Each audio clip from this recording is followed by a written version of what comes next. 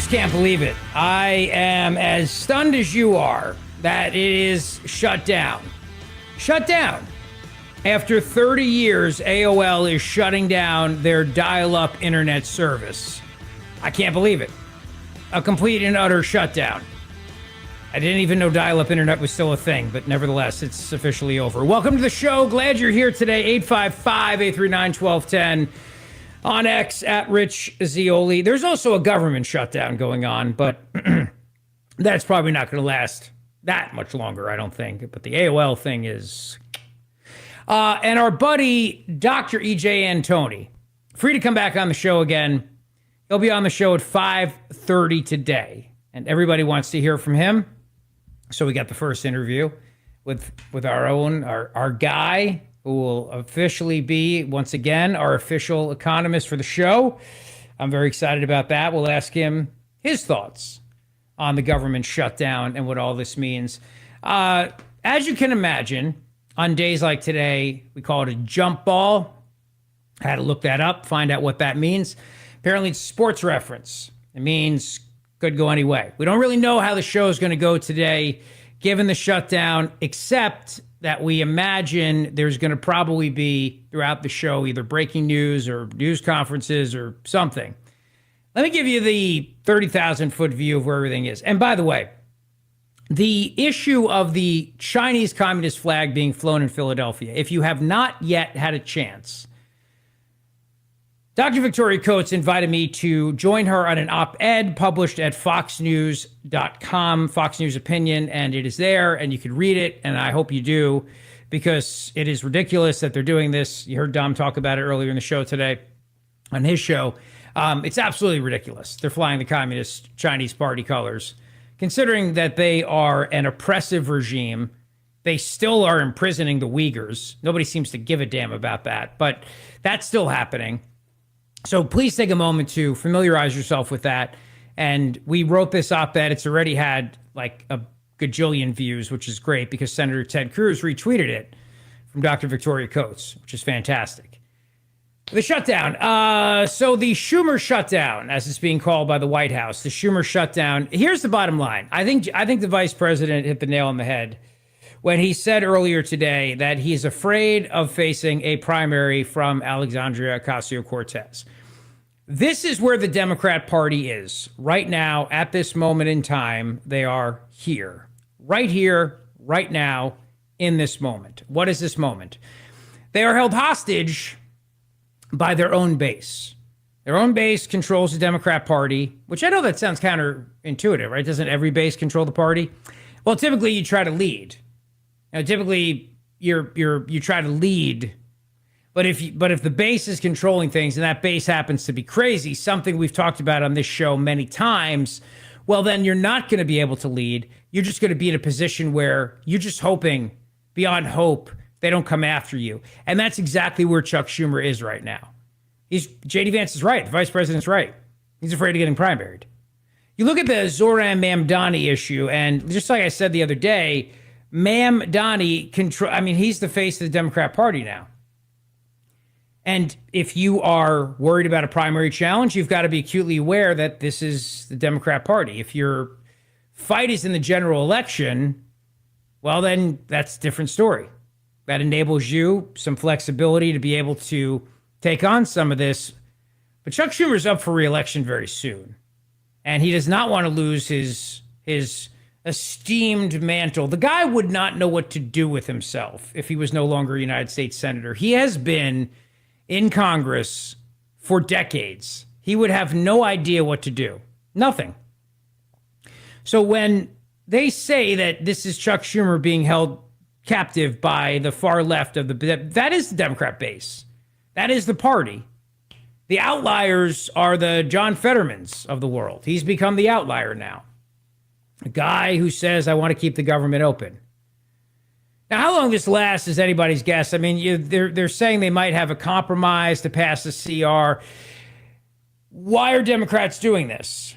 Considering that it really should be conservatives, if anybody, who would turn around and say, we don't want to just keep passing CRs. We want to actually go in there, cut the budget. make some of these DOJ cuts permanent. So why are Democrats playing this game? And the game is just stop Trump. Stop Trump at all costs. Stop Trump. You have to stop Trump, period. You have to stop Trump. That's it. You can't go along with him. You can't make deals with him. You just have to be the resistance to everything that this fascist Hitlerian dictator is doing. I mean, it's so silly, but that's what it's about. That's it. No, there's no rhyme or reason for it. They use healthcare as the excuse, but that's BS. It's not about healthcare. It's not about premiums going up. It's about siding with Trump. It's about giving Trump a win here. It's about not being the resistance. So if you're Chuck Schumer and you're trying to be a somewhat adult in the room, but you've just got a bunch of crazy kids running wild in preschool, but those crazy kids have the ability to throw you out as the I mean, most adults who deal with crazy children are still in charge, even if the kids are bad. But these kids, they have the ability to throw an old codger like him out of the room. They can take over. It's like Children of the Corn, but Congress edition. And he knows that. And he's afraid of that. He doesn't want that. So he's scared. He's very scared. How do the American people view it? Well, I think the American people view it as the Democrats are being the opposition to Trump. Because they know that the Democrats are the opposition to Trump, because the Democrats, every chance they get, remind us that they are the opposition to Trump. It's not like they've been trying to work with the guy for the last 10 months. I mean, it's October 1st now. Crazy. It's October 1st, which means that we are less than 10 days away from our big rally in Wildwood, where it's going to be, I mean, we're going to blow the doors off this place in the North Pier in Wildwood. We're also very close to our event with Jack Carr. I'll return to both of those subjects in just a moment. But for the last 10 months, have Democrats been acting like, yeah, we want to work with the guy. We want to try to make things happen. We want bipartisanship. We want to show the American people we can get things done. Because if that was the case, and then there was a government shutdown, people might turn around and go, I don't understand. These Democrats have been so gracious in trying to reach over the aisle and make things happen for the good of the American people. I don't know what happened. I don't know what went wrong. Clearly, this must be the Republicans now. But it's been 10 months of, we're the resistance. We hate Trump. We're going to stop Trump. He's a fascist. He's a dictator. He's Hitler. Blah, blah, blah, blah, blah. We're going to oppose him. We're going to obstruct everything he does. So when the government shuts down, the obvious blame then goes to the people that have been saying for the last 10 months that we are going to stop him at every turn. Just like they've been saying that for the last 8 friggin' years, 9 years now, really, if you think about it. I don't think you have to be an astute political observer. It's actually kind of funny. You listen to some of these talking heads in the media, like, so who do you think that the American people will blame? Well, they tend to blame the party in power, but blah, blah, blah, blah. No, look, listen, they blame the party that's been saying they're going to stop the president from getting anything done. If you say that over and over again, and then the government shuts down, that's the obvious leap. And it doesn't take a genius, it doesn't take a political science degree, it doesn't take polling to figure that out. It just takes common sense. People go, oh yeah, the Democrats said they were going to try to stop Trump, so shut down. Yeah, I guess that makes sense. And whether or not it affects their lives or not yet, that's way too early to tell. And whether or not it will is also way too early to tell. But in terms of just blaming somebody, I think it's adorable to think that the Republicans would get the blame for this when they're literally just turning around and saying, just keep everything status quo and just keep the government going in the same exact manner. If there were a bunch of fiscal hawks who were rebelling here and saying, hell no, we're done with these CRs. We're done with this. Now's our moment. We're going to fight. We want to defund this agency and that agency. We want to strip away the FCC. We want to, then maybe you can make that argument, because then you'd have other Republicans turning around and saying, now's not the time, but that's not happening. I wish it was. I do. I wish it was. I wish that the battle right now was over cutting government, cutting spending. That's what I wish, but it's not. It's just over Democrats being freaking babies. It's a boring shutdown. You know what it is? It's a boring government shutdown. It's not even over anything cool, like gutting a department, gutting an agency, firing somebody. And nobody's even getting fired. That's what's boring about it. I mean, really, if I got to talk about a government shutdown, I need something then that's going to at least get my juices flowing. Like, ooh, this is a battle over shutting down TSA and turning over airport security to local police departments. Like, ooh, that's exciting. Or this is a battle over finally ending the FCC. Oh, yeah, now I'm fired up. The EPA. Nothing. We're literally just passing a continuing resolution. It doesn't get more freaking boring than that. I mean, I'm bored. I'm bored. So imagine how the average person is who doesn't live and breathe and drink this stuff in the same manner that I do. They're going, I don't even understand what the hell they're fighting about. So then obviously then the conclusion is these are just people that are intent on stopping Donald Trump. Because it really is not a debate over, I mean, really what this comes down to is the Republicans, they want to end the EPA, the Environmental Protection Agency. Now you've got this battle over whether or not the air we breathe going over state lines will be affected. And I wish it was that. I'd love that. It'd be awesome. But even if I opened up the phones and I was like, give me your thoughts on the CR, you might call up and say they should try to cut spending. Well, that's not on the table. I don't know what to tell you. This is literally about passing a continuing, I mean, it's in the name, continuing resolution. So you know what I think about this government shutdown? Boring. That's what I think. It's boring. So how does it play politically then? It plays exactly like I said, because I have a very astute finger on the pulse of this stuff. I'm telling you. I don't know how. I was born with it. God-given talent, I guess. Just this ability without even really knowing much to know things. And I know how people are going to interpret this.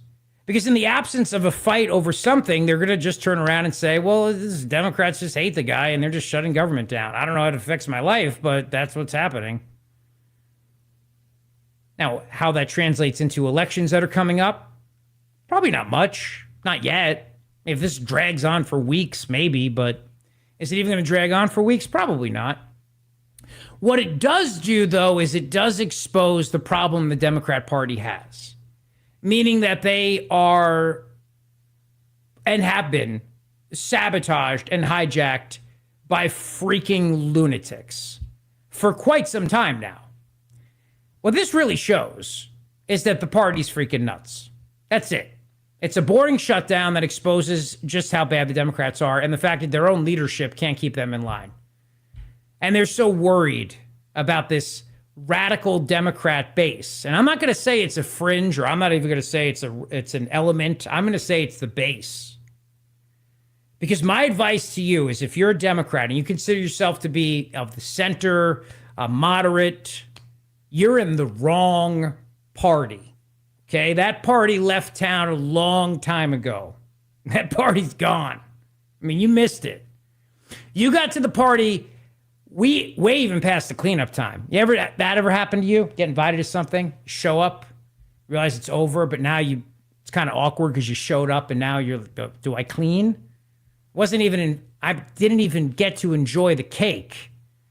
But here I got here late and they're cleaning up and I don't want to be like that guy and walk in and be like, oh, I missed it. Well, see ya. So now I gotta, I'll take a beer, I guess, and help you clean up. It's not even that. You're way past that. You got there and the event space is now several management removed and it's now like a deli. It's not even an event space anymore. That's how long ago that party ended. And the deli is serving nothing but crazy food. And only crazy customers go in there. And you walk in, you're like, what did I miss? So how do you remain in a party like that? I don't get it. The writing should have been on the wall when the menu changed to boys can be girls and boys can play in women's sports. But if you stuck around, despite that, because maybe you didn't see the menu, it was fine print or something, I don't know what to tell you. Maybe it was when Zoran Mamdani became the Democrat nominee for the mayor of the biggest city in the country. Maybe at that point you realized this party's under new management, but you should have probably seen the writing on the wall a whole lot sooner. But I will give you this. It's not totally your fault. Because on the national level, you were probably led to believe that there were adults who were in charge. And that adults nominated Hillary Clinton and Joe Biden and Kamala Harris and kept the crazies away by controlling the process and controlling who got the nomination. And you were right. They controlled the process and controlled the nomination. So we got a warmongering, corrupt SOB that nobody in the Democrat Party liked in 2016. That's who you got, not me, because I'm not a Democrat. But that's who you got. You didn't want that, but that's what you got. You didn't have a choice in the matter. In 2020, you got a man with a brain full of jello. That's what you got. He's a corrupt SOB too, with a corrupt son. And that's what you got. You didn't want it. You didn't want him. You didn't want him in 2016 either. You got it. You got stuck. And then in 2024, all of a sudden, you're stuck with a word salad tosser. You didn't want that either. So I get it. You thought, okay, I guess the adults are in charge, but then they're not in charge because the reason why you got stuck with 3 in a row terrible candidates is because they were trying to keep the crazies from picking somebody. And maybe somebody you would have liked, but probably not. Because if you're still considering yourself at this moment in time a centrist Democrat, then what they were doing was they were trying to keep somebody crazy from getting your party's nomination. Now, the beautiful thing to watch for me as I observe all this is I knew at some point that this would all come home because the Democrat base wakes up and goes, you mean we don't actually pick who our nominees are? No, you don't. You don't. They pick for you. They get to choose on the national level. Because left to your own devices, you crazy kids, you pick people like Zohran Mamdani on the local level. So on the national level, they got to step in and they got to intervene and they got to pick somebody that they can control. And this way you don't have a say in the process. And you knew sooner or later that was going to make the Democrat base upset. And they were going to get loud, throw temper tantrums. But then the ones who were actually in power would have to figure out what to do. So what do? They try to make that part of the party happy. But then they realize, holy cow, that's the whole party.